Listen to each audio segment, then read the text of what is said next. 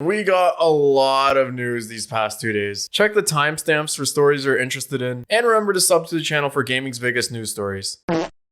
Welcome back to the Dough Dump. So Xbox and Bethesda celebrated their joint acquisition. Yay, capitalism. And there was so much talk about partnership and family that I felt like I was actually sitting through a wedding. I got lost in the ogling and bromance between Todd Howard and Phil Spencer that I forgot that this was actually like a news thing. And the news is that they don't really have much to show about the acquisition. In fact, now that all the legal stuff is out of the way, this is the start to their collaboration. With no news on any present projects from any of their development studios, all we got was that this summer we can expect an expo, which would be the joint contents between Bethesda's standalone expo and Microsoft's standalone Xbox expo. All they have for us now is 20 classic Bethesda games already available on Game Pass. And with the tease of Xbox's boosted cross-compatibility, they would get some of these Bethesda legacy games to 4K and a frame rate boost. Without going into too much technical detail, Microsoft is able to boost up the frame rate of old games through their cross-compatibility because they own DirectX features. So they can basically tell the game at the application level to pump up the frames. That's obviously a super oversimplification of it, and to go into the history of DirectX and how they're able to do this would probably require a video of its own. But yeah, that's super exciting because of the way that Microsoft builds Xboxes. All these retro games that had a PC port, which early Bethesda strived on PC, would definitely be capable of these boosted features. On Bethesda games being Xbox exclusive, yes and no. Microsoft's Xbox platform isn't the actual Xbox. And now what they call the Xbox platform is the Game Pass, so PC and console, and xCloud, which is their cloud gaming services that can stream to any smart device. Maybe this is why Microsoft buying companies reportedly caused some Stadia studios to shut down. But back to the bromance between Todd and Phil. It's actually pretty cool to see the historical interactions between the two gaming heads. From Xbox encouraging Bethesda to put Morrowind on consoles, which led to player discoverability making Skyrim the most omnipresent game there is, and Todd consolidating in Phil after the disaster of a launch of Fallout 76, in which Phil probably said, haha, that sucks, let me buy your company. In true roundtable fashion, all the studio heads of all the ZeniMax studios introduced themselves, and the important message or theme that they were trying to put out is how Bethesda as a publisher gave them absolute creative leeway and just supported their vision with money and workers. And this is to translate how the Microsoft team or Xbox will treat Bethesda studios. Yeah, they learned their lesson after forcing Rare to work on the Kinect. All this was a big publisher or parent company celebration. id Software talking about how they collaborated with Bethesda game devs really pushed Doom to what it is today. And Xbox, being the overarching publisher now, would like to extend these collaborations. An example being the Doom or Wolfenstein engine being used by other teams like the Halo team. We'll have to wait and see. I'm sure we're gonna get a bunch of news about what some of these studios are doing in about a year or so. The value of the Game Pass is really being pushed here with ongoing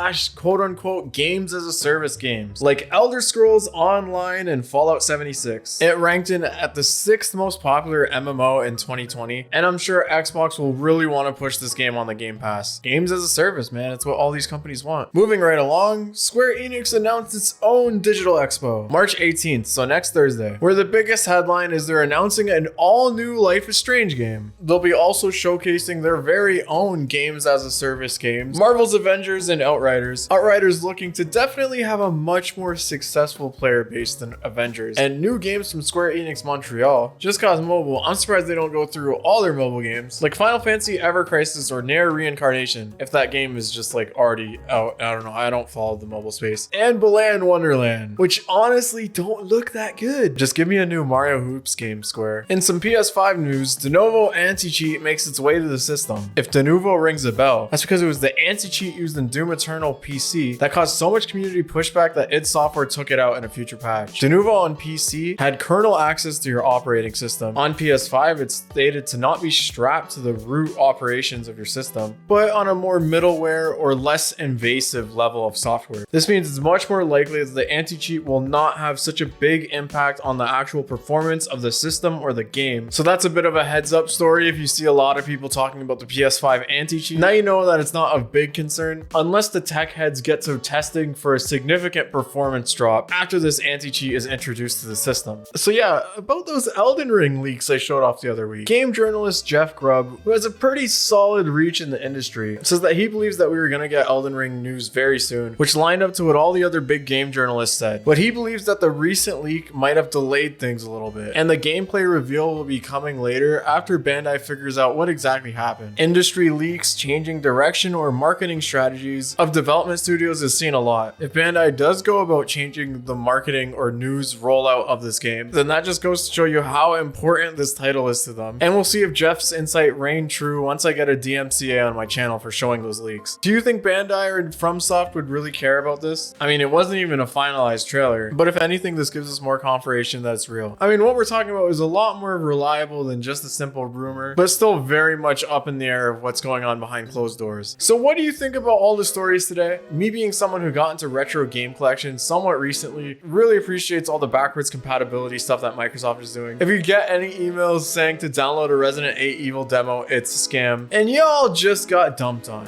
Bye bye.